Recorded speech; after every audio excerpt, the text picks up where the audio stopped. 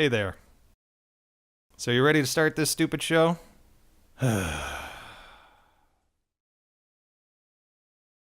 Alright, cue the intro. There once was a boy who had a mother. Yeah, a mother who owned a Radio Shack. We got it. Ugh.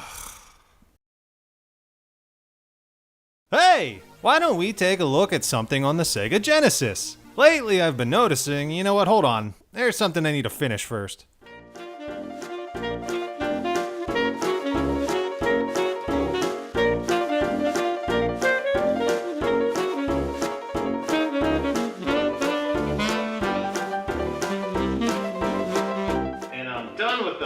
Page now. Hey, check this out. I'm speaking through my mouth. Isn't that cool? Well, I figured you guys are getting sick of watching me sit here and pantomime everything.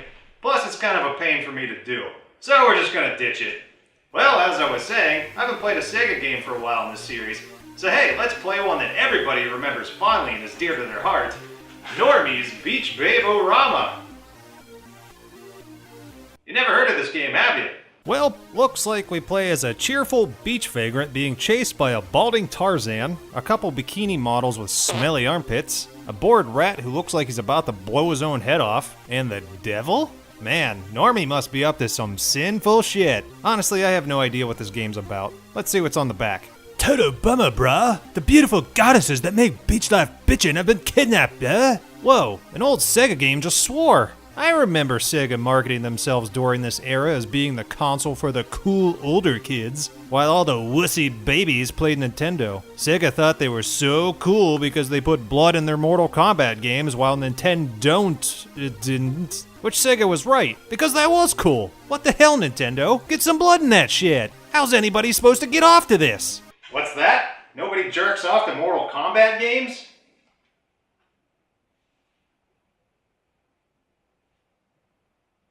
Well, why not? And look at this here. Normie is trademarked? Normie? This jackass really needs his name trademarked? On the front, the title of the game doesn't have a trademark, but just Normie on the back does? I see a trademark for Real-Time Associates, Sega, Genesis, and even for this rated by VRC General Audiences icon. But nothing for the title of the game? What the hell's going on here? Looking at the small print here, it says Normie is a trademark of Keith Robinson, and Beach Babe-O-Rama is trademarked by Electronic Arts. Alright, so two different entities have a trademark on the game's title. So who's this Keith Robinson fella? It looks like he's a cartoonist for a comic strip called Making It, where Normie is a featured character. So it seems this game is derived from Keith Robinson's work. That's kinda neat. Or is it? I don't know. I don't know anything about this guy. Well, I guess the best way to find out what this game is all about is by popping it in and playing it, eh? What in the holy hysterectomy is this? I was pretty sure that acid I dropped had already worn off. I mean, don't do drugs, kids. They're only a good time. I mean, stay in school. Okay, so here's the main screen. This must be one of these goddess beach babes, bruh. And it may seem like she's being friendly and waving at Normie here, but really I think she's trying to flag down a cop car because this creepy asshole is freaking her out. Freeze, mister. Step away from the beach babe. Blade Bacchus Dudius. How cute. The game is being like the Roadrunner cartoons. Alright, this isn't cute anymore. Now it's just some shady prick running right up to women at the beach and gawking at them. Oh, what's happening here? The way I see it, this UFO is a hero for saving these ladies from a potential groping. Look at Normie here. He's bummed out and thinking, darn it, I didn't get a chance to be sexually awkward with any of those hot babes. Okay, so are we led to believe that these aliens have a stake in the toxic dump industry? I don't know. Goddesses of the beach kidnapped. Entire beach mourns. Hero needed. This means you, Normie. Alright, who sent him this? Are you telling me that somebody is stalking this stalker? Hey, why are we cutting to me? I'm not stalking him. Or maybe it's you. Oh, not him. He's such a good boy. He's such a good boy. Oh, he's so gross. Looks like Normie is also given a bottle of Space and Time suntan lotion. And after applying it to himself, and even drinking it, bleh, he becomes Sexual Assault Man. Or wait, no, he just disappeared. In New Jersey, 65 million, Og the Caveman, or Aveman, whatever. Stop messing with me, game. I'm trying to read this. You know what? Fuck it. It's probably something stupid anyway. All you really need to understand is that Normie is trying to rescue a girl from the beach on every level, and he must travel through time and space to do so. Wow, this story really sounds like it was written by a desperate virgin. Think about it. Our hero comes off as some socially awkward guy who is bad at talking to women, so he fantasizes that aliens kidnap all the hot ladies, and only he can be their knight in shining sandals. He probably visualizes that his reward is having a gangbang with all of them. Part of his fantasy is projecting himself as some desirable dude, even though he's got a shitty beard, a big dumb nose, and an unkempt head of hair. Hey, I see what you're doing. I'm nothing like this guy. Just look at him. I bet he smells too. And you know what? I'm gonna prove that I don't stink. I'm gonna take a little whiff here, alright? Oh, yeah, everything's fine. Everything, let me get in here. Oh, see, it's all good. I'll do another. It's all good. It's all fine. There's no stink there. Alright, so this is a side-scrolling platformer. Normie has the ability to sprint and move fast across the screen, much in the same fashion that Sonic does. However, in Sonic games, when he's running, the levels are designed for you to run around loops and through tunnels to give a fast-paced experience. Here, using Normie's run usually leads to you running into walls or off a cliff and dying. No loops, no tunnels, no fun. You just take a gamble holding that A button, hoping there's a benefit to it, but you just end up as a dead duck. Well, fuck. Really, the only times the running is useful is when you need to clear a wide jump. First you get momentum with the run, hit the jump button, and off he goes. Well, damn it, let me try that again. Okay, first run, then jump. Ah, shit, what the hell was that? Okay, here we go again. There, that's what that's supposed to look like. Stop it, game. You're making me look like a dick. Normie's sprinting ability is limited by this meter, so when it's in the red, he stops running. Wait a little bit, and it recharges so that he can run off another fucking cliff. Yeah, you see that right there? You're telling me I didn't land that? Come on. So this stupid jerk likes to go around and collect beach balls, ones that make a similar sound as Sonic's rings. You can gain extra lives by accruing points by collecting beach balls and killing enemies, which is nice and all, and is usually a gaming standard, but don't expect me to care about my point total. Just try and spend your Normie's Beach Baborama points at the grocery store. Go ahead, see what happens. Hey, will you accept my point score from Normie's Beach Baborama for all of these hams? Of course. See, what I tell you, you can't. Wait a second, what? With that high score, you can have everything in the store! Oh, this is bullshit! I only still just want the hams, though. See? He only just wants the hams, stupid cashier. Well, let's talk about the weapons. The game will make you believe there's a huge variety of weapons, but really there's only 2 in the game, and the differences between them are mainly cosmetic. The one weapon is the classic cartoon mallet with a spring-loaded boxing glove. Its use is pretty straightforward. You stand in front of something and hit it. Although the hit detection can be pretty flimsy at times. Oh, you son of a... Okay, now my mallet protrudes a rubber chicken being choked by the neck. Yep, choking the chicken. I might as well spank the monkey too, and then hit him with my beaver mallet. Yes, beaver mallet. It says it right here. Look, beaver mallet. Sure, game, just because you put a beaver in a mallet, don't think that I don't know what you were really making an innuendo about. Yeah, and don't think that I don't get it, because... Yeah, I don't get it. What's a beaver mallet? Hey, what's this? Oh, it's a dick. You see, because the beaver is a vagina, and the dick is a mallet. Therefore, the mallet pounds the... All right, grow up, come on. Jeez. So yeah, these variations of the mallet all act the same and seem to deal the same amount of damage.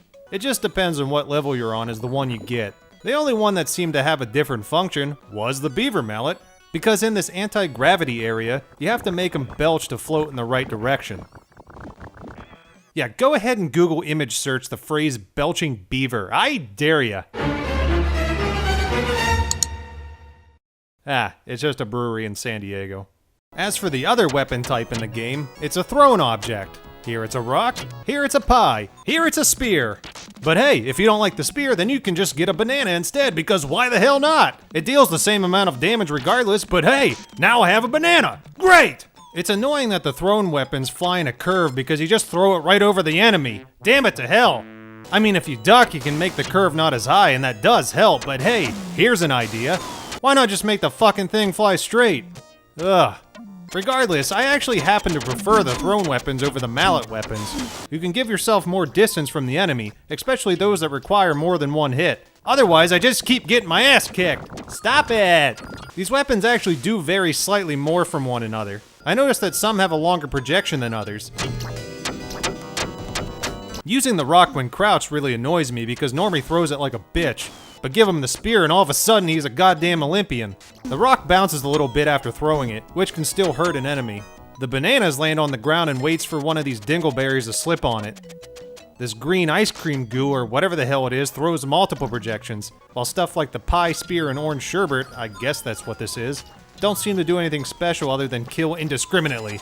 You see, this is one of those games where you get knocked back when you take a hit, which of course usually leads to unabashed frustration. But then I notice there's times when I get hit, and I'm not sent flying backwards. There's no consistency to it. I think the game just makes me fly after taking a hit when it wants to piss me off the most. So in these moments when you keep getting knocked around, you can't regain control until you get clear of whatever's hitting you. Yay, this is so fun! This is so fun! At least the game is kind enough to give you a generous amount of health. These 4 bars of health may make you think you can only take 4 hits, but from what I've noticed, you're allowed to take 3 hits for each bar. So a total of 12 hits before you die.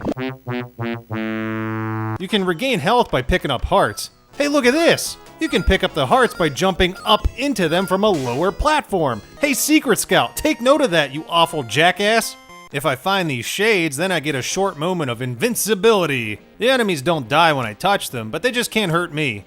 Haha, see you later, losers! Nothing can stop me now. Wait, what the hell? Did I just fall through a fucking wall? Well, let's get that on the instant replay and use the Babystrator. Yeah, you can see that Normie is coming in fast, now let's freeze it right here. We're gonna see him take a weird bounce, which will somehow make him glitch right through the level and plummet to his death. Let's get this in slow-mo. Alright, and there's where he breaks the plane, and now let's watch him die again. How about that? Let's cut over to the player to see his reaction to all of this. Here he is with an already established look of loathing for even having to play this game. And maybe if we look close enough, we'll be able to spot the moment when he sees Normie fall right through the level. Oh, and there it is, folks. Look at that rage. Boy, howdy, if frustration had a face, then that's it. Back to you. You know, maybe this is just one weird spot in the game with a shitty glitch like this, and I guess I could try cutting the game some slack. Oh, fuck off, game! Woohoo! Bouncing on pigs, bouncing on pigs. There's so many friggin' times when you gotta bounce on these pigs. You hit the jump button to bounce even higher, but then there's also times when you keep bouncing higher and higher, even when you're not hitting the goddamn button. Stop it! I don't want to go this high! I can't see where I'm landing! I'm freaking out! Look out, now there's a giant boulder coming after me, much like in Raiders of the Lost Ark. Whoa, how scary! Except it's not scary because it's easy to get away from. Hell, I can just jump over the damn thing. And check this out. This is when I stumbled into learning that you can use the dash as an attack to kill enemies. Hey, this is actually pretty useful. Well, I'll be a monkey's uncle. I could have done this all this time. Stupid, lousy game manual is missing. Well, it's good for killing weaker enemies. Using it on the stronger ones usually results in me taking a hit from them. Piss off. Since this is a straight-on attack, perhaps this is why the thrown weapons curve. It still would have been nice if at least some of these flew straight, just saying. Why does this dickhead keep talking to me? Rad. Ouch. Bummer. Jump. Jump? Are you really telling me that I should be jumping in a platformer? No shit! Hey, you think I should jump here? You know, because it's a game much like thousands of other games where if you want to reach one of the many surfaces, then your only way of doing it is by jumping on them? Huh? Are you sure I should jump here, you asshole? Should I try fucking jumping? Well, hey, that was useful, thank you. Whatever, I don't feel like jumping anymore anyway. I think I'll slide instead. Yeah, you can also slide in the game. Cool. Alright, no more goofing around because I need to focus my energy on all of these tricky puzzles. Get a clue, he says. Gee, I wonder if I just get on the catapult to exit the level. Whoa, I'm so smart. Get a clue. Yeah, get fucked. Hey, go get fucked. Go get all nice and fucked. On this haunted castle stage, there's these doors that are locked. Man, I wonder if I'm gonna have to scour every inch of the level to find a secret switch to unlock the door. Or maybe fight a mini-boss to attain the key. Maybe I'll have to place items in a specific, intricate sequence that challenges me to think logically in order to crack the code. Or maybe the key is just sitting in plain sight right next to the fucking door. And don't think this just happens once, because it happens a few times. What's the point of this? Why even have the locked doors? Alrighty, got my games all nice and locked up tight. Now I just need to put this key somewhere safe, but where? Oh, I know, right here. Well, time to go get my cat shaved. La da da da da da da.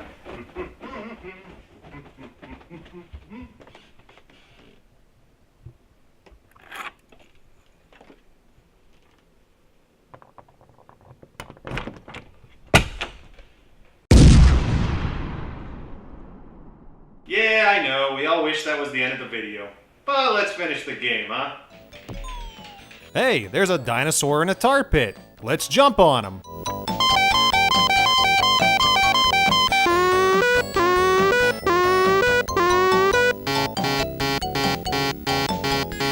Okay, there's a car alarm on a dinosaur. I guess I need some keys for him, and you guessed it, they're right nearby. I don't even care to question why a dinosaur needs a key to operate them, because it's just meant to be silly, so who cares? But why does there even have to be an item to get in order to ride them? Especially if said item is easily attainable in the immediate area. What's the point of this? For the joke? Hey, remember Earthworm Jim? That zany game of an oversized earthworm who becomes a superhero by getting into a big muscly suit that falls from space? Groovy! Now this is a game of some silly fun. Groovy! Groovy! Look at this guy, he's burping up whole fish. What? I love it. Groovy! But do you specifically remember in Earthworm Jim 2, the level where you have to backtrack to collect cows so that you can get past these barriers? You had to search around the whole level while dodging obstacles and fighting off enemies to locate the cows, which then you had to carry them all the way back to the barns. However, carrying the cows is very cumbersome and slows you down. So now there's a challenge in maneuvering these manure makers, all the while dodging the aforementioned obstacles and enemies. Especially these UFO dicks who try to abduct these fine bovines. See, this is how you take a goofy and fun concept and apply it smartly within the realms of a video game. Now all of this weirdness feels like it has rhyme and reason. Normie, you're fucking lame, dude. I'm not even mad at there being a dinosaur with an alarm who requires keys to operate them. I like goofy shit like this. But the problem is that the challenge of finding the keys is simply by going a little bit backwards and making a few jumps. This isn't fun, interesting, or rewarding. There's a similar situation like this also in the prehistoric level, where you crack this egg open and lead the baby brontosaurus back to its mother to make her lower her head so that you can get by. Once again, not a bad concept, but the execution just sucks. After you get the baby, you just walk right a little bit and it follows you. Ugh. Boy, just think if you actually had to protect it throughout the level from bad guys and pits. Nah, that'd be too goddamn fun and imaginative. You just go ahead and keep placing your keys next to the locked doors, Normie. Asshole. You probably want to see some other weird shit in the game, right? Well, okay. How about some monkeys jamming out on saxophones and guitars? Hey, hey, they're the monkeys, and now they're dead. Or some tribesmen going all Three Stooges on each other. Or how about this black knight that loses limbs every time you hit him until he's just an attacking torso? 'Tis but a scratch. Or a rat dressed as a gangster. Get it? He's a mob rat. Or ghosts that shoot the text of the word boo, and much like sticks and stones, they break your bones. Or the boss fight with Dr. Warhol in the Haunted Mansion level, which consists of you playing a normified version of Pac-Man. You gotta get all the beach balls while not being touched by Dr. Warhol, and then beat him in a game of Pong. This boss is pretty easy, but he stood out the most to me since all the other bosses in the game follow the standard dodge and attack formula. Some of them are harder than others, but since the game gives you a lot of health, you're allowed to get your ass kicked while still spamming them with enough hits to defeat them. Then there's the final level, Hell. Or maybe the game calls it Heck. Whatever, I'm gonna call it Hell. Which, funny enough, is exactly where this guy belongs. Hey look, there's lawyers and snowmen in hell. How funny! I've never seen a game do this before. Oh wait, yes I have, and Earthworm Jim did it better. Here we get Normie's Inferno as he descends into the 9 levels of hell. First level is Gym Teachers. Yeah. You know, my gym teacher from high school actually is dead, and I don't wish for him to be in hell. He was a nice guy for all intents and purposes. It feels like this game was made by a bunch of unathletic computer nerds who hated their gym. Oh. Well then, I guess they go to hell too. And then level 3 is lawyers. Specifically, the game seems to be taking a stab at personal injury lawyers, since I can hit this button and have an ambulance drive by, which makes them chase after it like a pack of wolves. Level 4 is snowmen, because we all know how goddamn evil they are, right? Alright, level 5 is... What in the fuck? What in the holy hell is that? Jesus Christ, get it away from me! Rampaging pickles? What is going on with this thing? What is that, a horn? Ah, and the sound it makes! I need to get out of here before my soul belongs to the rampaging pickles! I would have never thought that hell could be so dreadful. Okay, level 6, politicians. Easy enough, everybody hates them in some form or another. This guy spouts off words like taxes, blah blah blah, and vote for me. And when you kill him, he does the Nixon finger pose. Am I supposed to believe that even in hell, politicians are still campaigning? Whose vote are they trying to get? The rampaging pickles? Yeah, good luck with that. Those guys are nuts. Now on to level 7. Or wait, that says 8. I could have sworn the politicians were level 6, and there wasn't a level 7 sign between 6 and 8. So I guess the politicians are so bad that they get 2 levels in hell? I don't know, let's just go with that. Okay, so level 8, Elvis impersonators. Big, fat Elvis impersonators who throw turkey legs at you. So which aspects of their impersonations of the real Elvis got them thrown into hell? Was it the singing in the stage act? Or was it the pill-popping addiction and adultery? Warning! Warning! Elvis Presley rape levels are critical. Please discontinue the Elvis jokes before being flooded with hate. I mean... Elvis was a saint who definitely wrote all of his own songs? Warning! Thinly veiled sarcasm detected. Stand by for complete shutdown. Shutdown? What do you mean? We can't end this now. Reverting to last saving grace option. Quickly, read this. Ah, jeez. Ugh. Well, okay. Despite criticisms of Elvis Presley, he was a financially successful music star who will be remembered. While I'm nothing more than some douchebag retro game reviewing derivative on the internet who can't find an audience larger than 50 people, I suck and should kill myself. Okay, come on. Hate levels dissipating. Systems going back to normal. Have a nice day. You see, this is why I was all bummed out in the beginning of the video. Alright, let's finish this. Level 9 of Hell, Lucifer's Place. It seems the devil was the final boss of the game, so does that mean that Satan was in cahoots with the UFO we saw that kicked this story off? You know what, it doesn't matter. Let's just not think that hard about it. Oh, here's Lucifer. All 4 feet tall of him. And you know, for a final friggin' boss, he's very underwhelming and takes minimal effort to beat. Heck, I finished him with the dash attack. I know it's hard to see here, but that's what happened. So, with Lucifer thwarted and the final beach babe rescued, we see Normie back at the beach where he lives out his fantasy since all of the babes love him and want his smelly... Okay, the end. Yeah, you pick up that trash, you little red bitch. Well, there you go. That's Normie's Beach Babe-O-Rama. Just another middle-of-the-road platformer in the sea of run-of-the-mill games. Now, there are a few redeeming qualities, such as the goofy tone, which could have been better incorporated with the gameplay at times, as previously mentioned, but I definitely appreciate the game adding oddball elements. I also really like the way the game looks. The cartoony comic art translates nicely into a video game. The backdrops are detailed, the enemies are interesting, and the animation looks fluid. It looks nice. If someone were to say to me, "Hey, I like that Normie game, it's fun," I wouldn't think that's an overly absurd comment. This one just isn't for me. I'm not versed at all with Keith Robinson's Making It comics, but given the eccentricity that's on display in this game, I'm willing to bet his comics are worth checking out. I did a little digging and found out that he was once an Intellivision bigwig, and he even did special effects work in the movie industry. History of the World Part 1, funny movie. And oh, the Star Wars Holiday Special, gugh. Well, it's still cool that he was part of something. Unfortunately, he passed away, but from what I can gather, he was a well-respected guy. I'd say you made it, Mr. Robinson. Well, let's look at what's being offered. The card itself looks pretty good. It's all in order here, and the sticker is on here really nicely. Looks like a little scuff right here on the top left, but other than that, she's a beaut. Ah, and check this out. Here's where there's a trademark displayed on the title of the game. In fact, 2 separate ones, as we've come to learn. Well, heck, I should have looked at the cartridge all this time. Silly me! As for the box, the plastic is in solid shape. There's a little wear on the corners, which is also on the artwork insert down here at the bottom.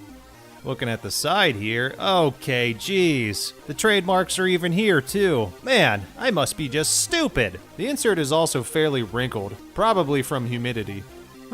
Right here it says, trip with Normie through 29 crazy levels, including all 8 levels of heck. So was it only supposed to be 8 levels? In the game, this sign clearly says 9, and the 7th level is missing. So is this really a mess up in the game where they screwed up the count? Or is this just some joke I'm not getting here? What in the heck is going on? Am I right?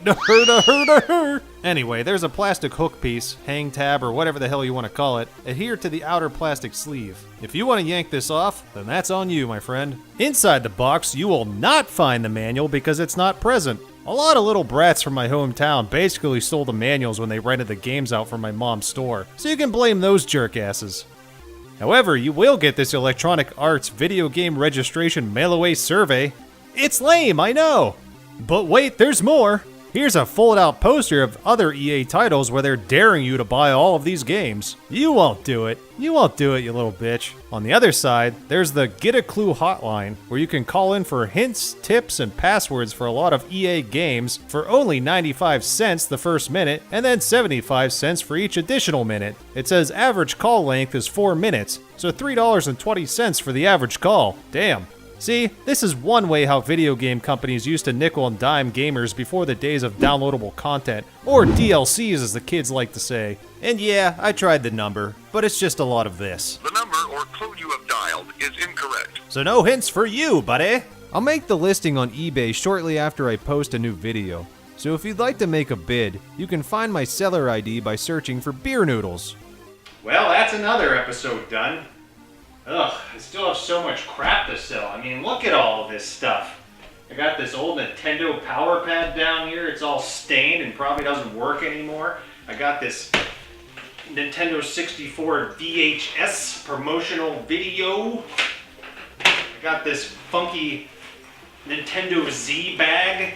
You know, it's for carrying your NES console on the go in case you just really need to play it. And what's the Z stand for? Sandwich? Sushi? Zaka-laka-laka-laka-laka-laka-laka-laka-laka-laka-laka-laka. I don't know. Hey, what's this thing? The Framemeister. I've never heard of this. What does this do? Huh. It looks like you can plug stuff into it. Perhaps game consoles. Hey, let's try where it says the RGB port, which stands for really good bagels. Well, seems like I'm gonna need some RGB cables though. But good thing I have all these Euroscart RGB cables just laying around. Wow, what a coincidence.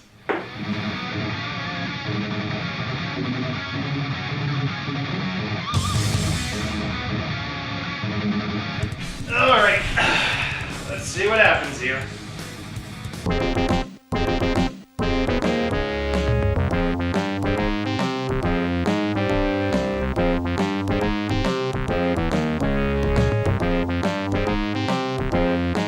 Wow, what a drastic improvement! Just look at these comparison shots. Well shoot, I've been years behind on the technology because I guess I'm a big stupid moron face. Since everything looks better in the game, I bet those hot babes are even hotter. Whoa, look at those babes. I sure do wish I had an animated 16-bit penis now. But wait a second, if they look better, then that also means...